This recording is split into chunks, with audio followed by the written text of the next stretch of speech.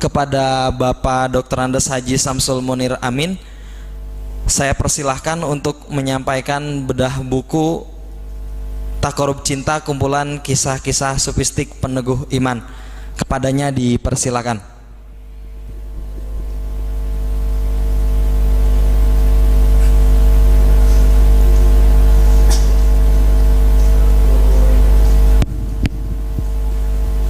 Assalamualaikum warahmatullahi wabarakatuh.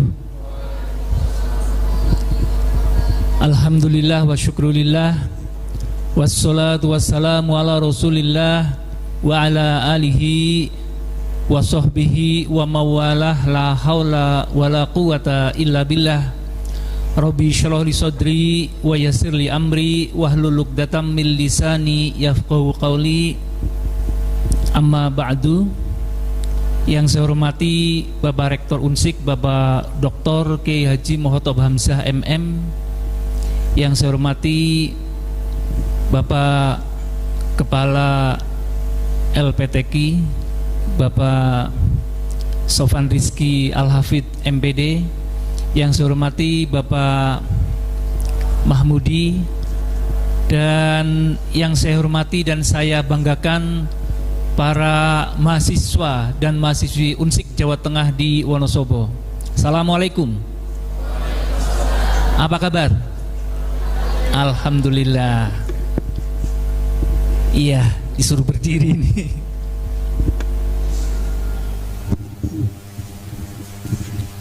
Pada kesempatan kali ini ada satu tema, ada satu acara, yaitu bedah buku yang berjudul Taqarrub Cinta. Taqarrub Cinta ini sebenarnya merupakan kumpulan buku-buku cerita, kumpulan cerita-cerita pendek yang berserakan di berbagai kitab atau di berbagai buku.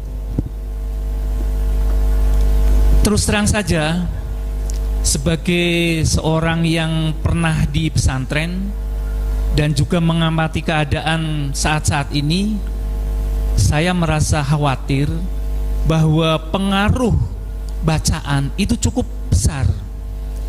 Begitu kita melihat televisi misalnya, di sana ada acara anak-anak, ada acara di televisi yang dipertontonkan dan sangat terkenal.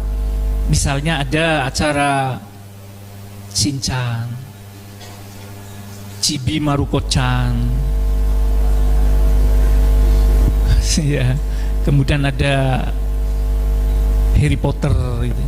Itu pengaruhnya sangat besar, apalagi kepada anak-anak. Padahal yang namanya cerita-cerita bagus yang bersumber dari kitab-kitab kuning cukup banyak. Padahal dengan membaca kitab-kitab kuning itu kita bisa menerima dan juga memperoleh informasi-informasi kebaikan yang sebenarnya tidak terasa kita menjadi belajar.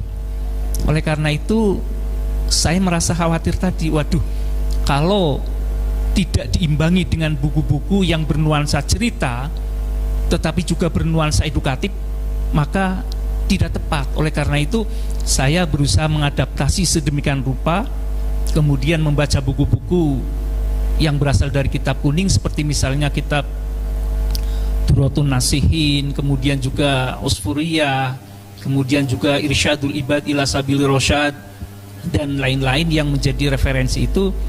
Saya cuplik beberapa cerita kemudian dijadikan sebuah buku yang ternyata cukup banyak penggemarnya dan cukup banyak pembacanya. Buktinya cetak ulang berkali-kali. Itu kan berarti menunjukkan bahwa banyak peminatnya. Ini yang latar belakangnya itu. Dalam buku yang berjudul Taqarrub Cinta ini berasal dari kumpulan cerita yang memuat berapa? Yang sudah baca buku, ada berapa cerita di situ? Ada 30 cerita. Ceritanya bagus-bagus. Ada yang berjudul Taqarrub Cinta itu sendiri, yang kemudian dijadikan titel dari judul judul buku ini. Ada wanita cantik sekali di Baitul Haram, ada yang berjudul berguru kepada Abdurrahman bin Auf, dan banyak kisah-kisah lain yang jumlahnya sekitar 30, yang dimana cerita ini sangat menarik gitu loh. Karena itu kemudian saya mengambil sebuah cerita itu untuk dijadikan label dari judul yang kira-kira menarik. Karena kalau judulnya tidak menarik, mungkin tidak ingin dibaca. Ketika Anda membaca judul Takorub Cinta kan penasaran, ada apa dengan takorub cinta itu? Dan kemudian membacanya, oh ternyata seseorang itu harus mencintai Allah dan juga mencintai Rasulnya, di samping tentu mencintai orang yang kita cintai. Beda-beda mungkin ya. Ada tadi sudah ditanyakan oleh Pak Sofan, semua orang memiliki cinta, dan cinta ini juga merupakan anugerah Allah. Oleh karena itu jangan sia-siakan cinta ini. Kalau Anda punya rasa cinta, cinta itu harus dipupuk dan kemudian dipelihara sehingga sampai kepada akhir masa.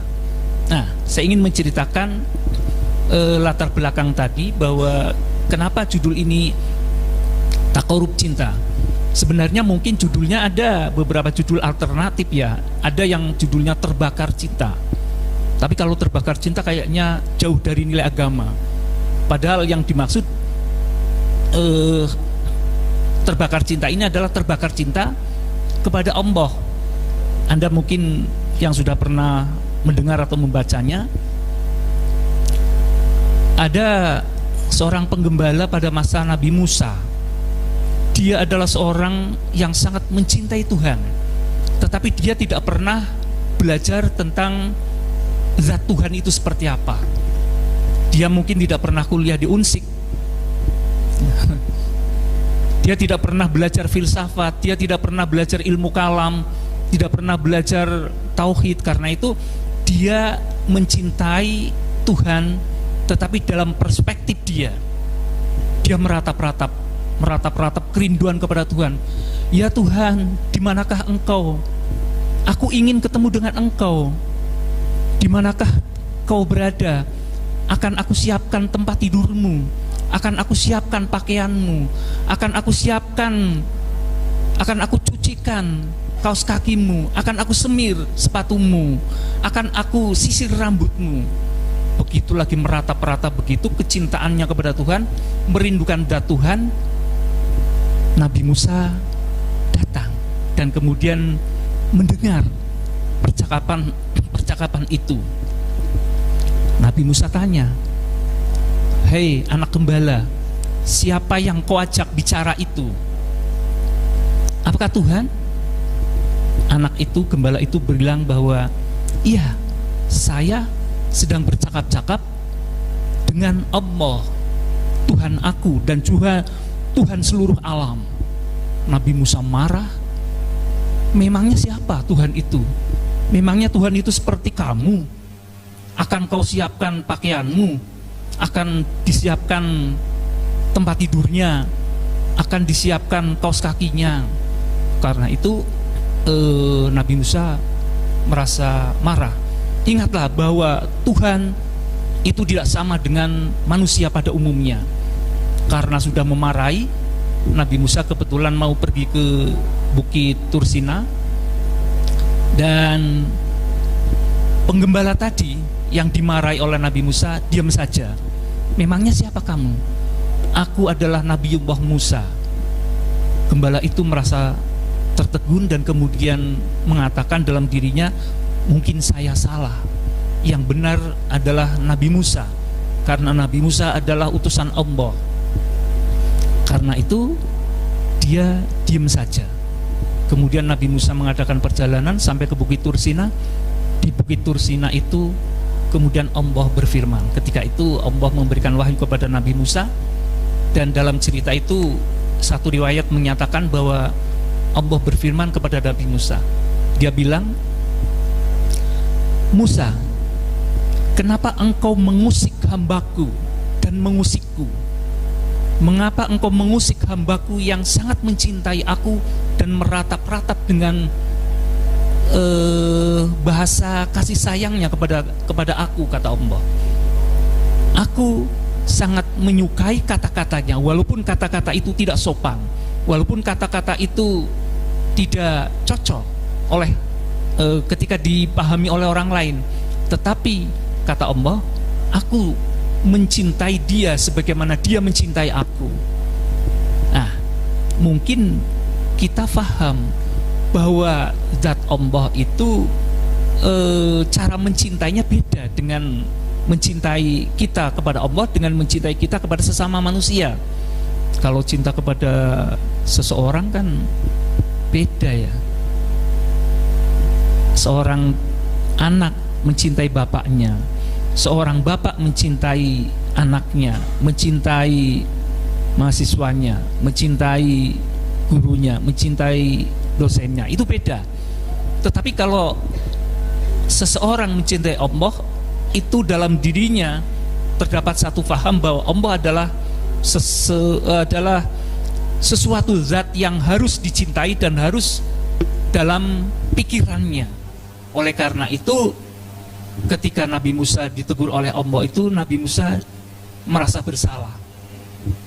Kemudian setelah selesai dialog itu dengan Nabi Musa, antara Nabi Musa dengan Allah, dan kemudian Nabi Musa merasa bersalah, dia kembali lagi untuk mencari penggembala tadi.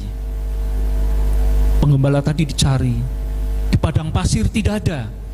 Dia berjalan ke sana kemari, tanya kepada orang satu, kepada orang yang lain, tetapi ternyata jawabannya berbeda-beda. Oleh karena itu Nabi Musa merasa bersalah, mencari ke sana kemari, akhirnya ketemu. Ada seseorang dengan gembala, dengan kambingnya lagi digembala itu, kemudian Nabi Musa datang. Gembala tadi diam saja. Ketika Nabi Musa datang, kemudian Nabi Musa bicara, "Hai gembala, Allah ternyata suka dengan kata-katamu. Allah ternyata suka dengan kalimat-kalimatmu. Karena itu berbahagialah engkau."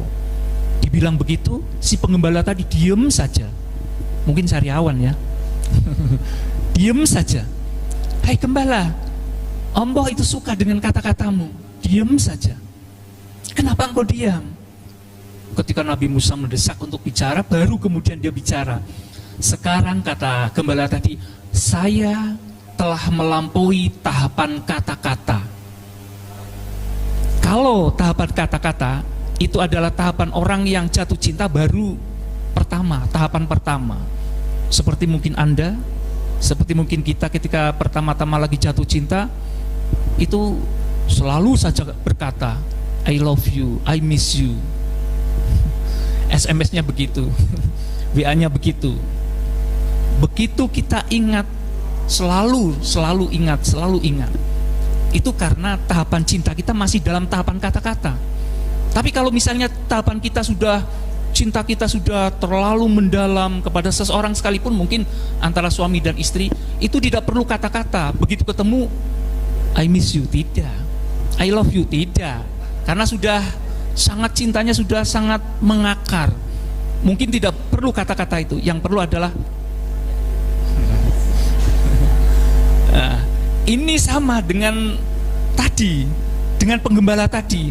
Jadi penggembala tadi begitu dimarahi oleh Nabi Musa, dibilangi begitu, kemudian Nabi Musa minta maaf bahwa Allah ternyata suka dengan kalimat-kalimat yang diucapkan oleh penggembala tadi, baru kemudian penggembala menjawab, "Saya sudah melampaui tahapan kata-kata." Lalu seperti apa? "Saya sekarang tidak akan berkata-kata, karena kata-kata itu adalah tahapan cinta yang paling rendah." Mungkin masih tingkat elementary. Kalau sudah tingkat advance, wah itu beda lagi. Karena itu dia tidak akan berkata-kata untuk mencintai Tuhan. Cukup dengan takarrub cintanya kepada Allah, selalu bersujud, selalu berzikir, selalu mengingat Allah. Ini adalah sama dengan ketika seseorang lagi berpuasa. Puasa itu merupakan kewajiban yang difirmankan oleh Allah, "Ya ayyuhalladzina amanu kutiba alaikumus syiyamu kama kutiba alal ladzina min qablikum la'allakum tattaqun. Jadi puasa itu merupakan kewajiban yang difardukan, yang diwajibkan kepada orang-orang yang beriman. Kutiba alaikumusiyam, itu diwajibkan kepada orang-orang yang beriman. Ya ayyuhalladzina amanu. Nah, ini orang-orang yang beriman. Karena itu orang yang beriman melaksanakan aktivitas puasa ini karena cinta kepada Allah, karena kita iman kepada Allah. Betul apa tidak? Kalau kita tidak cinta kepada Allah, kalau kita tidak beriman kepada Allah, ngapain jam-jam segini kita harus berlapar-lapar itu ya? Itu kan kalau tidak beriman tidak mungkin kita lakukan itu. Tapi karena kita beriman, karena kita cinta kepada Allah, maka kita lakukan. Walaupun mungkin maghrib kurang 5 menit, di depan meja ada makanan kita, tidak ada yang tahu wong itu milik kita, tetapi kita sabar menunggu waktu 5 menit itu sehingga maghrib berbunyi sirinenya atau beduknya berbunyi. Itu karena kita iman. Nah, karena itu puasa itu merupakan refleksi dari rasa cinta kita kepada Allah. Dan Allah berfirman juga bahwa as-saumu li wa ana ajzibih. Puasa itu bagiku dan akulah yang akan memberikan pahala bagi dia, bagi orang yang melaksanakan ibadah puasa. Nah, ini berbeda dengan cinta kita kepada sesama manusia dan cinta kita kepada Allah. Ini tadi kalau kita cinta kepada Allah itu kalau di dalam bahasa agama dikenal dengan istilah apa? Hablum minallah. Itu hubungan antara manusia dengan Allah sebagai refleksi dari keimanan kita kepada Allah, yang kemudian kita kenal dengan istilah apa? Hubungan vertikal antara manusia dengan Allah. Itu hubungan vertikal yang kalau dalam bahasa agama juga dikenal sebagai ibadah mahdhah. Itu kecintaan kita kepada Allah. Karena itu tidak cukup orang yang beriman kepada Allah dengan menjalankan ibadah mahdhah saja kan? Harus menjalankan ibadah yang kedua sesama manusia yang dikenal dengan istilah apa? Hablum minannas. Kita harus melaksanakan hubungan sesama manusia, yaitu berinteraksi dengan sesama manusia, yang juga sebenarnya itu juga bagian dari ibadah yang kita kenal dengan ibadah sosial. Kalau tadi dikenal dengan ibadah ritual atau kesalehan ritual. Kalau kita sholatnya bagus, kalau kita puasanya bagus, dikenal dengan kesalehan sosial, kesalehan ritual. Tapi kalau kita harus baik dengan sesama manusia, dikenal dengan istilah kesalehan sosial. Nah, kembali kepada rasa cinta tadi, bahwa cinta kita kepada Allah harusnya jangan sampai kita lupa atau jangan sampai kita tertinggal sedetik pun untuk meninggalkan cinta kita kepada Allah. Kita harus full time selalu mengingat kepada Allah dengan berzikir, dengan takarrub kepada Allah, dengan melaksanakan sholat dan seterusnya. Ibadah yang dikenal dengan istilah ibadah mahdhah itu. Tetapi tadi saya katakan tidak cukup kalau orang hanya mencintai Allah tanpa mencintai kepada sesama manusia yang dikenal dengan istilah hablum minan nas itu. Karena itu kedua-duanya harus sama-sama sejajar dan paralel. Kita baik ibadahnya kepada Allah, tetapi juga harus baik ibadahnya kepada sesama manusia, dalam artian hubungan baik kepada sesama manusia. Contohnya apa? Berinteraksi sosial, kita berzakat, sedekah, ngomongnya selalu baik, tidak mencela, tidak berbuat nyinyir, tetapi juga bicaranya bagus. Ini adalah ibadah. Jangan bilang bahwa itu bukan bagian dari ibadah, karena ibadah dalam Islam itu ada dua hubungan tadi, hubungan kepada Allah, yaitu ibadah yang kita kenal dengan istilah ibadah ritual atau kebaikan ritual, tetapi juga kita harus baik hubungan sesama manusia. Nah, ini adalah aspek ibadah dalam Islam yang dikenal itu. Nah, jadi dalam buku Takarrub Cinta itu tidak semata-mata isinya itu satu cerita itu membahas satu penuh, tetapi kumpulan-kumpulan cerita. Karena menurut hemat saya sayang, buku kumpulan cerita banyak sekali di dalam kitab-kitab kuning kalau tidak kita baca. Mungkin kalau mahasiswa program beasiswa tahfidz unsik biasa membaca, apalagi kitab Qurratul Uyun ya, itu kan biasa membaca. Tetapi kalau yang tidak bisa membaca kitab-kitab berbahasa Arab kan mereka tidak tahu. Karena itu saya mencoba untuk mentranslate, kemudian ditulis, kemudian dibukukan dalam sebuah buku. Antara lain ada buku yang judulnya Taqarrub Cinta, ada lagi buku yang judulnya Bidadari Qur'ani. Wah, bidadari tapi Qur'ani. Kemudian ada judul buku yang berjudul untuk buku-buku cerita, Ketika Malaikat Turun di Apartemen. Penasaran ya? Beli aja buku itu. Jadi buku ini menceritakan tentang banyak aspek, termasuk kecintaan seseorang yang melebihi kecintaan kepada manusia, melebihi kecintaannya kepada Allah. Ada di kisah nomor berapa? 17. Coba yang bawa buku cerita nomor 17, judulnya apa, Mbak?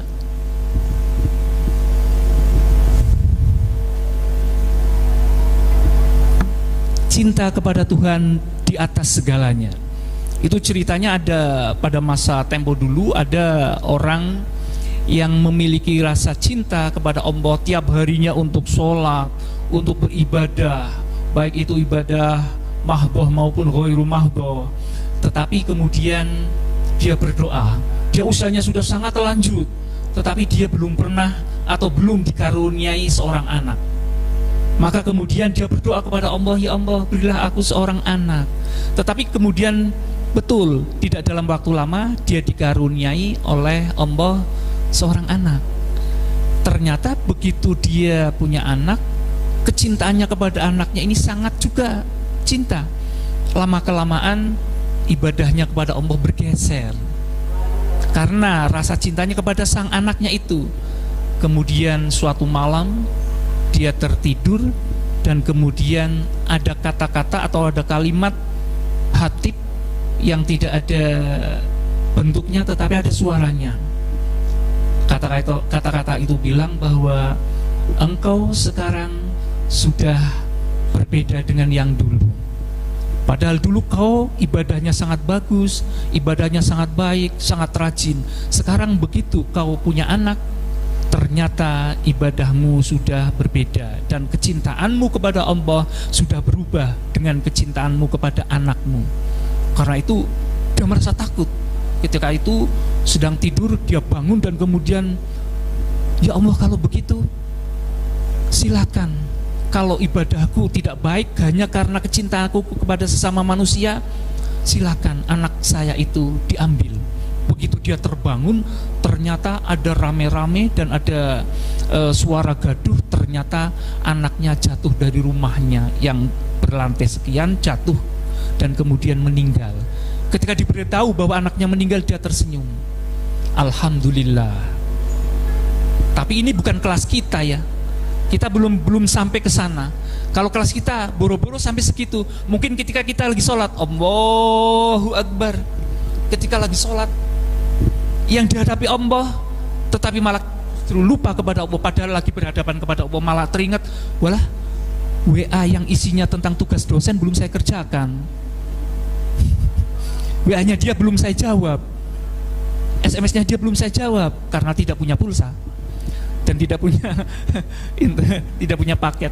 Nah, ini kecintaan kita belum sampai ke sana, tetapi setidak-tidaknya kita harus mencoba untuk mendekatkan diri kepada Allah dengan cara taqarrub ilallah. Ya, kalau tidak seperti Sam'un tadi yang digambarkan dalam kecintaan yang sangat besar kepada Allah, tetapi paling tidak cinta kita kepada Allah juga harus semakin baik, semakin baik, semakin baik. Contoh semakin baik, kita bisa ngetes diri kita sendiri. Kalau kita berada di masjid, mungkin yang laki-laki ketika lagi sholat Jumat, atau perempuan ketika lagi pada sholat tarawih, biasanya setelah selesai itu ada kotak amal berjalan, bergeser. Di dalam dompet kita ada uang 100 ribuan, ada 50 ribuan, ada 20 ribuan, ada 10 ribuan, ada 5 ribuan, ada 2 ribuan, ada 1000-an. Kira-kira yang akan dimasukkan ke kotak amal untuk kepentingan masjid dan ibadah karena Allah, berapa yang akan kita masukkan? Berapa? 1000 jujur. Berapa? Jangan-jangan cari lagi ada 500-an enggak ya? Ini kelas kita ternyata masih yang paling rendah, belum yang sampai cintanya kepada Allah berlebihan itu, yang sangat lebih itu. Dan Allah mencintai orang-orang cinta kepada Allah. Allah mencintai kepada orang-orang yang mencintai kepadanya. Karena itu ya kita mencoba, kalau tidak atau belum kelasnya 100 ribuan ya 20 lah atau 10 gitu ya. Latihan lah. Jangan tadi cari yang 1000-an. Nah, berarti kelas kita masih 1000-an. Padahal zaman sekarang ini antara lain begitu. Maka kita mencoba untuk takarub kepada Allah. Jadi Tuhan itu seperti apa? Ya gambarannya ana indadzoni abdi bi, kata Allah dalam hadis qudsi. Aku sebagaimana prasangka hambaku kepadaku. Jadi kalau kita berprasangka baik kepada Allah, maka Allah akan memberikan sesuatu yang terbaik kepada kita. Tetapi kebalikannya, kalau kita berdoa tapi kita alah jangan-jangan doa kita nggak diterima, ya tidak diterima. Tetapi kalau Anda yakin bahwa insya Allah saya yakin doaku akan diterima dengan mudah, maka doa kita pun akan diterima oleh Allah dengan sebagaimana prasangka kita. Karena itu janganlah kita berburuk sangka kepada Allah. Kita harus berhusnudzon kepada Allah dengan cara memperbaiki ibadah kita, memperbaiki tingkah laku kita, memperbaiki hubungan kita, baik itu hubungan kepada Allah maupun juga hubungan dengan sesama manusia. Bahkan dikatakan bahwa seseorang yang dekat dengan Allah ini akan implikasinya akan menjadi baik kepada Allah, tapi juga implikasinya baik juga kepada sesama manusia. Karena apa? Dia merasa bahwa seluruh hidupnya, seluruh sepak terjangnya, seluruh tindak tanduknya itu diawasi oleh Allah Subhanahu wa Ta'ala. Kalau kita merasa diawasi oleh Allah, kan mau berbuat apa-apa ingat Allah, mau berbuat sesuatu yang salah ingat Allah. Dan kalau begini, maka di Indonesia barangkali tidak ada yang namanya korupsi. Karena apa? Mau korupsi takut kepada Allah. Kan sekarang kadang-kadang orang tidak takut kepada Allah gitu ya. Nah, ini yang harusnya kita kembali kepada Allah. Mari sama-sama memperbaiki diri untuk mencintai Allah dengan cara taqarrub ilallah, mendekatkan diri kepada Allah. Maka Allah itu kalau kita dekat, Allah pun akan dekat. Engkau jauh, aku jauh. Engkau dekat, aku dekat. Begitu gambaran tentang cinta kita kepada Allah Subhanahu wa Ta'ala. Maka mari sama-sama mulai detik ini kita memperbaiki diri kita untuk menjadi orang yang belajar untuk menjadi baik kepada Allah dan juga baik kepada sesama manusia.